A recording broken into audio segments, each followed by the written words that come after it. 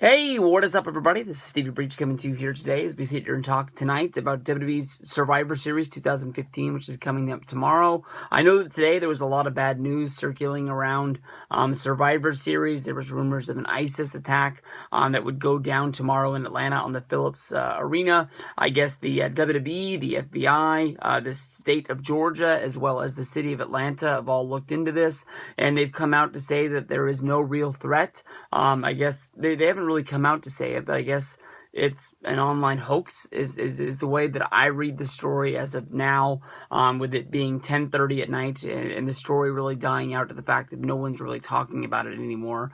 But it was a crazy thing, even if it was a online troll or something like that. Just everyone is on high alert here in America ever since 9/11, especially with the Paris attacks that went down last week.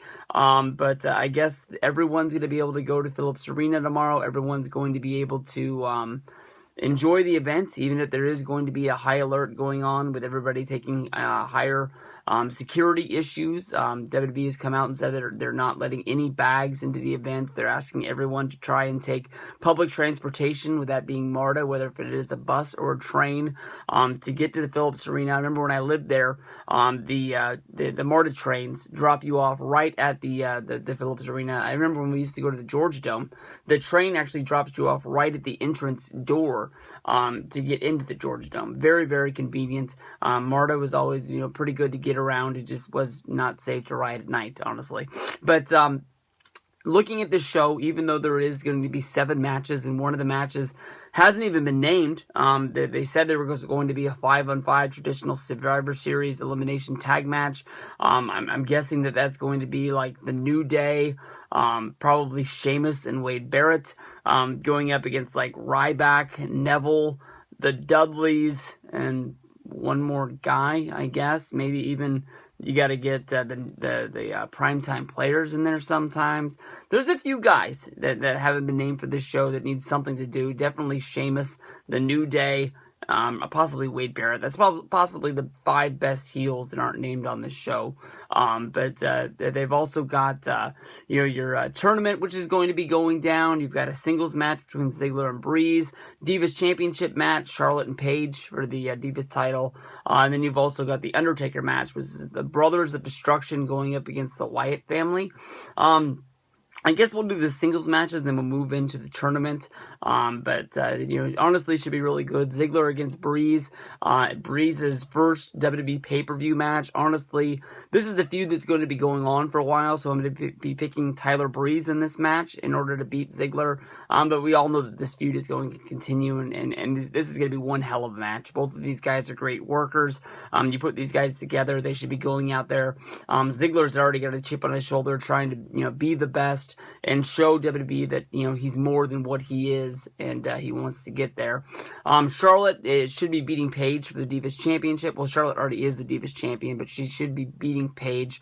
Definitely, there's really a big fallout over what happened on Monday Night Raw, with Paige bringing up Charlotte's baby brother and all the comments that she said about Reid Flair's death, and definitely Charlotte's mom and Ric Flair came out and said, all the things that they did were very disrespectful, and, WWE had to come out and basically say that it was Charlotte's idea to do this, because she sort of, told a different story when she talked to her mom and dad, and they were telling it different than it was, and kind of crazy that WWE actually had to come out with a press release, basically saying that, their hands were clean, because of the fact that, Charlotte actually asked to do this, but Charlotte should beat Paige, and the war will continue from there.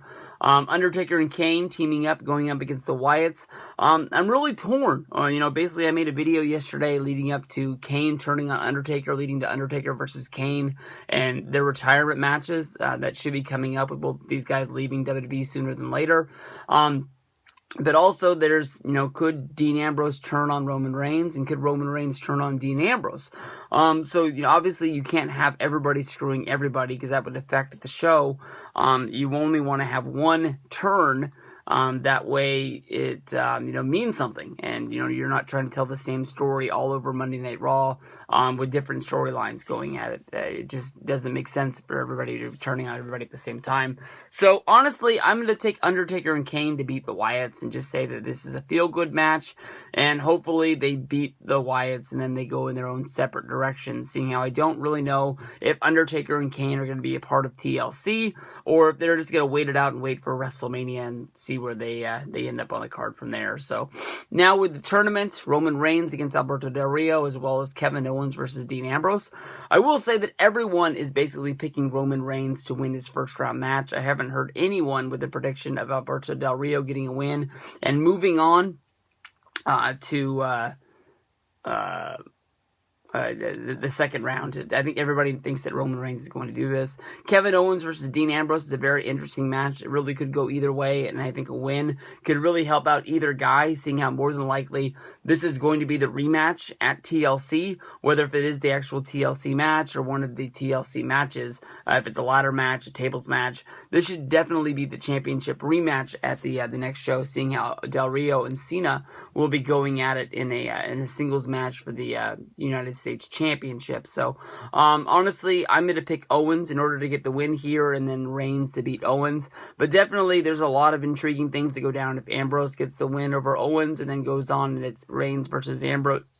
And we have the Shield brothers going at it. I know that, with Seth Rollins being a part of the Shield and him turning a long time ago. We've seen, Ambrose versus Rollins. We've been close to seeing Reigns versus Rollins a few times, but never really see the one-on-one match due to injuries back and forth between the two of them. But I think that Roman's winning the whole deal. I would not be surprised if that's what happens, so we'll have to see what goes down with that. It should be a very interesting pay-per-view. Are you kidding me? You're serious? I was there. Ross, please